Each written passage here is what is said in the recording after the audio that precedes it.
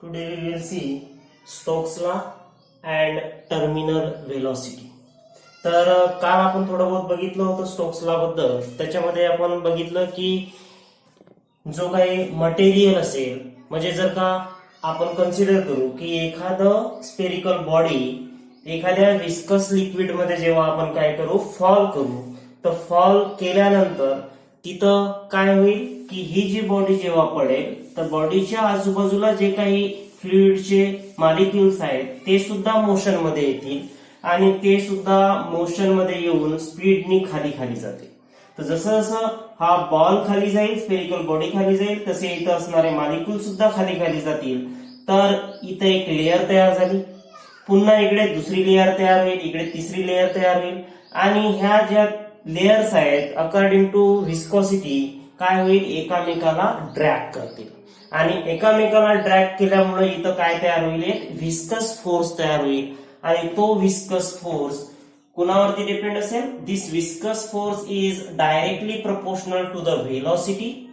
दुसरं, it is directly proportional to the radius of the sphere and also the viscosity of the material, आणि त्यालाच म्हटलेला आहे Stokes law.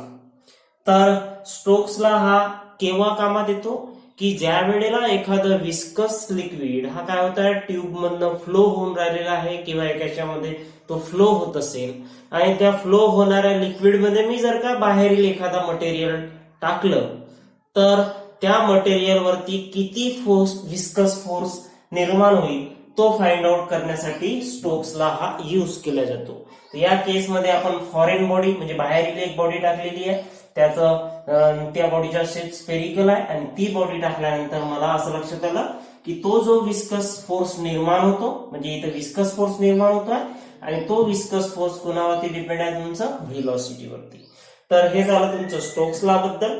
नंतर आहे तुमचं टर्मिनल व्हेलॉसिटी. आता याच केसला आपण थोडं समोर वेगळ्या पद्धतीने बघू. तर बघा, ही डायग्राम आहे. या डायग्राम मध्ये आपल्याला असं लक्षात येईल की मी ज्या वेळेला ही बॉडी फॉल करतो आहे कोणावरती, या विस्कस लिक्विड वरती, तर याला आपण म्हणू विस्कस लिक्विड. विस्कस लिक्विड याच्यावरती जेव्हा मी फॉल करेल तर काय होईल, ही body due to the gravity खाली खाली जात जाईल. तर जशी जशी खाली जाईल तर याच्यावरती एक फोर्स लागेल, हा असेल तुमचा वेट mg.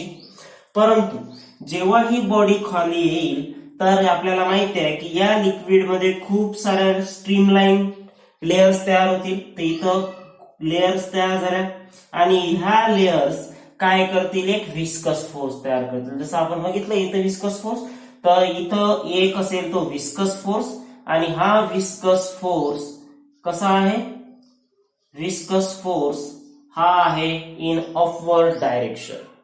मग आता जेव्हा मी एखादी फॉरेन बॉडी या विस्कस लिक्विड मध्ये टाकतोय तर ऑब्विस आहे की जेवढा लिक्विडचा व्हॉल्यूम आहे तेवढा लिक्विड काय झाला, बाहेर बाजूला झाला आणि त्या लिक्विडच्या ठिकाणी कोणतं आलं, ही बॉडीचा व्हॉल्यूम आला. तर याचा अर्थ काय झाला की या बॉडीने जो काही व्हॉल्यूम घेतलेला आहे तो कसा घेतलेला आहे, तिथं असणारा लिक्विड बाजूला सारून, म्हणजे तिथला लिक्विड काय झालेला आहे, बाजूला गेलेला आहे. तर अकॉर्डिंग टू बॉयन्सी थेरम काय म्हणतो की बॉयन्सी थेरम काय म्हणेल की इथं असणारे जे आजूबाजूचे लिक्विड पार्टिकल्स आहेत तर हे लिक्विड पार्टिकल्स आपली जागा घेण्यासाठी, म्हणजे इथं इनिशियली काही ना काही लिक्विड असेल तर ती लिक्विडची जी पोझिशन आहे ती घेण्यासाठी याच्यावरती सुद्धा, या बॉडीवरती सुद्धा एक फोर्स लागेल आणि त्या फोर्सला कोणता फोर्स म्हणतात, बॉयन्सी फोर्स. बॉयन्सी फोर्स, ठीक आहे. त्या याच्यावरती कोणता फोर्स लागेल, तुमचा buoyancy force.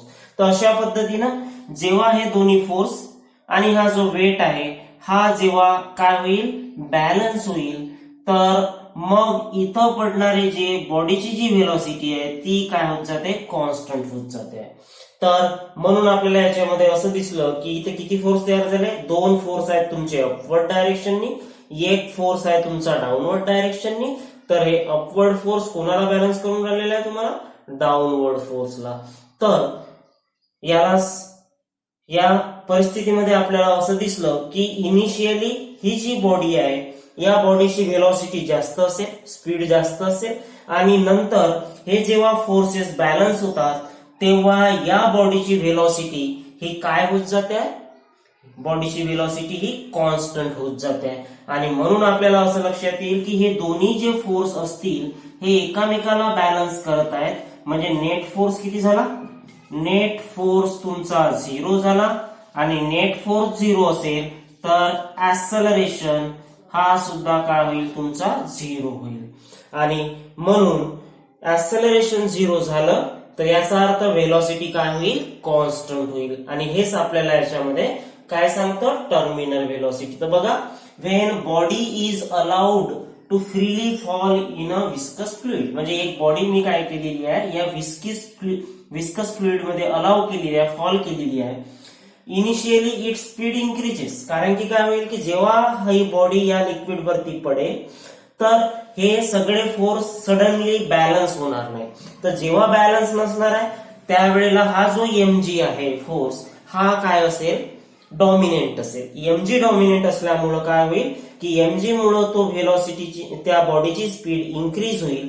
And after travelling a some distance, मग काही वेळ ट्रॅव्हल केल्यानंतर या बॉडीची स्पीड जी आहे ती काय होईल? कॉन्स्टंट होईल. आणि त्या स्पीडला आपण कोणतं नाव देतोय? Terminal velocity. आणि हे टर्मिनल व्हेलॉसिटी मध्ये व्हेलॉसिटी का बरं कॉन्स्टंट असते? कारण की आपल्याला माहित आहे की असा एक डिस्टन्स येईल की त्या डिस्टन्स वरती विस्कस फोर्स, बायन्सी फोर्स हे कोणाला बॅलन्स करून राहिलेले आहे? वेटला. आणि या एकामेकाला बॅलन्स केल्यामुळं त्यांच्यातला नेट फोर्स जो आहे तो 0 होईल. आणि म्हणून तिथं असणारा जो acceleration, force is equal to mass into acceleration, हा सुद्धा 0 असेल. आणि ऍक्सलरेशन जेव्हा कॉन्स्टंट असतो तेव्हा व्हेलॉसिटी काय असेल तुमची? ऍक्सलरेशन जेव्हा 0 आहे तेव्हा व्हेलॉसिटी काय असेल तुमची? कॉन्स्टंट. आणि म्हणून मला कोणती व्हेलॉसिटी मिळेल? टर्मिनल व्हेलॉसिटी मिळेल. आणि हाच इक्वेशन मग समर सॉल्व्ह केलं तर आपल्याला माहिती आहे की हे आहे तुमचे अपवर्ड डायरेक्शन, हे डाऊनवर्ड डायरेक्शन. म्हणून मी लिहितोय इकडे कोणतं येईल तुमचं? Weight. So here forces are observed. कोणते? वेट कोणाला बॅलन्स करून राहिलेला आहे? Weight is balance due to the viscous force. तर विस्कस फोर्सला मी लिहितोय Fv प्लस बॉयन्सी फोर्स, तर हा असेल तुमचा बॉयन्सी फोर्स. Buoyancy force. मग आता समोर आपण बघू. तर मी या इक्वेशनला मिटवून टाकतोय. तर लक्षात घ्या की ज्या वेळेला वेट mg म्हटलं तर काही ना काही या स्पेरिकल बॉडीचा मास असेल. वेट कोणाचा? या स्पेरिकल बॉडीचा. तर मग याच्यावर मला डेन्सिटी मिळू शकेल. तर density is equal to mass upon volume. आणि मास अपॉन व्हॉल्यूम म्हटलं तर mass is equal to rho into V. आणि म्हणून इथं लिहिताना मी काय लिहितोय? Rho into V is equal to, तुम्ही आता विस्कस फोर्स आता स्टोक्स लॉ वरून बघितलं तर विस्कस फोर्स किती येतो? 6 pi NRV plus buoyancy force. तर बॉयन्सी फोर्स मध्ये सुद्धा काय येईल मग की आपल्याला माहिती आहे की बॉयन्सी फोर्स मध्ये सुद्धा आपल्याला येईल मास इंटू, जसं ते इथं घेतलं होतं mg, बॉयन्सी फोर्स सुद्धा आपल्याला mg देईल. आणि म्हणून हा सुद्धा होईल मास इंटू ग्रॅव्हिटी mg. परंतु हा m कोणासाठी असेल? दिस m फॉर कशासाठी असेल? हा मास ऑफ लिक्विड. आणि मास ऑफ लिक्विडचं डेन्सिटी सुद्धा असेल तर आपण डेन्सिटी घेऊ. हे असेल तुमचं डेन्सिटी ऑफ लिक्विड. आणि डेन्सिटी ऑफ लिक्विड असल्यामुळं मग याला घेतोय मी तर व्हॉल्यूम. तर मला माहिती आहे की व्हॉल्यूम ऑफ स्पेअर किती असतो? Row into 4/3 pi r cube is equal to 6 pi NRV plus पुन्हा याच्यामध्ये डेन्सिटी ऑफ लिक्विड जो घेतलाय तर हा जो बायन्सी फोर्स आहे कशामुळं? तर इथला जो लिक्विड आहे स्पेरिकल शेप ची बॉडी जे टाकतोय तर तेवढ्याच याच्यामध्ये स्पेरिकल शेपचं लिक्विड त्यांनी बाहेर काढला असेल. आणि म्हणून मी इथं घेताना डेन्सिटी ऑफ लिक्विड म्हणजे जेवढा तो लिक्विड स्पेअरनी लिक्विडची जागा घेतलेली आहे ते सुद्धा स्पेरिकल आहे. आणि म्हणून इथं सुद्धा येईल 4/3 पाय आर क्यूब. आणि डेन्सिटी काय येईल मग आता? m इज इक्वल टू काय होतो? m इज इक्वल टू, किंवा एक स्टेप आपण लिहून घेऊ, हे होईल m इज इक्वल टू होईल sigma into V into g. आणि हे येईल तुमचं rho 4/3πr³ is equal to 6πnrv plus, आता इथं सिग्मा झाला डेन्सिटी ऑफ लिक्विड म्हणजे सिग्मा, आणि व्हॉल्यूम किती बाहेर काढलेला आहे पाण्याचा त्यांनी, जेवढं स्पेरिकल शेप आहे बॉडीचं, म्हणून इथं येईल 4/3πr³ आणि इथं येईल इंटू जी. मग यालाच थोडासा आपण इथं हे सगळे व्हॉल्यूम झाले, ही व्हेलॉसिटी झाली, तर मी याला घेतोय 6πnrv इज इक्वल टू, या टर्मला या बाजूला घेऊन गेलेला आहे, तर या बाजूला घेऊन गेलं तर काय होईल, कॉमन निघेल 4/3πr³ आणि इकडे येईल कोण कॉमन निघाला, तर 4/3πr³, 4/3πr³, तर डेन्सिटी आणि इथं ही वाली डेन्सिटी, तर याला तुमचं रो मायनस सिग्मा इंटू जी. तर अशा पद्धतीने आपल्याला ही व्हॅल्यू मिळाली. पण मला काय पाहिजे आहे, टर्मिनल व्हेलॉसिटी पाहिजे.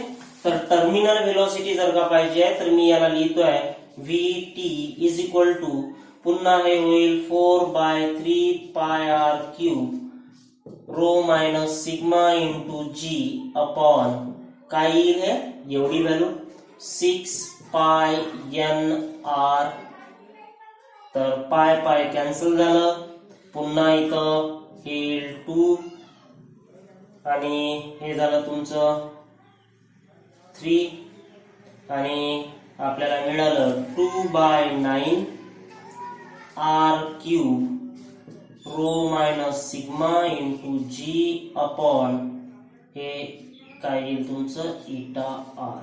आर आर कॅन्सल होईल पुन्हा, ते इथे येईल तुमचं r². आणि अशा पद्धतीनं ही जी व्हॅल्यू आहे ही व्हॅल्यू कोणाची झाली, तुमची टर्मिनल व्हेलॉसिटीची व्हॅल्यू झालेली आहे. आणि अशा पद्धतीनं आपण एखाद्या बॉडीचं, फ्री फॉलिंग बॉडीचं आपण काय करू शकतो, टर्मिनल व्हेलॉसिटी म्हणजे ती बॉडी कोणत्या ठिकाणी आपली व्हेलॉसिटी कॉन्स्टंट करेल हे आपण फाइंड आउट करू शकतो. तर हे झालं त्याचं इक्वेशन्स आणि हे झालं त्याचं डेरिव्हेशन. तर बघा याचा यूज कुठं आहे, तर तुम्हाला माहिती असेल की जे ढग असतात ते पृथ्वीच्या सरफेस पासून खूप वर असतात, जवळपास 4 किलोमीटर 5 किलोमीटर वर असतील, किंवा आपण कन्सिडर करून 3 किलोमीटर. तर आपल्याला माहिती आहे की तिथून जेव्हा लिक्विडचा ड्रॉप काय होईल आपल्या बॉडीवरती येऊन पडेल, तो ऑब्वियस आहे काय होईल की तेवढ्या दूरून येईल आणि ड्यू टू द ग्रॅव्हिटी त्याची व्हेलॉसिटी एवढी वाढेल की आपल्या बॉडीवरती जर का तो पाण्याचा ड्रॉप जर का पडला तर आपल्याला खूप मोठी इजा होऊ शकते. तर मग ती इजा होते का, आपण तर बाहेर जाऊन काय करतो, पाण्याचा आनंद घेतो. तर याचा अर्थ काय झाला की जेव्हा लिक्विड हा आकाशामधून पडतो, म्हणजे या ढगामधून जेव्हा लिक्विड पडणं स्टार्ट होईल तर काय होईल की ड्रॉप मोठा असेल, तर ड्रॉप मोठा असेल तर तो समथिंग जास्त डिस्टन्स घेईल कोणासाठी, टर्मिनल